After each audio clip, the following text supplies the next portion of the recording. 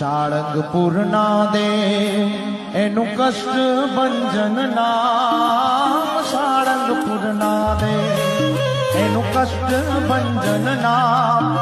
એ હાજરા હજૂર મારા દાદા રે હનુમાન. હો અંજની ના જાયા દાદા સાળંગપુરમાં આવ્યા.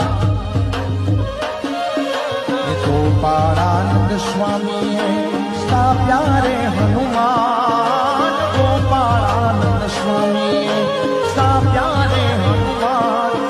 એ હાજરા હજૂર મારા દાદા રે હનુમાન. એ હાજરા હજૂર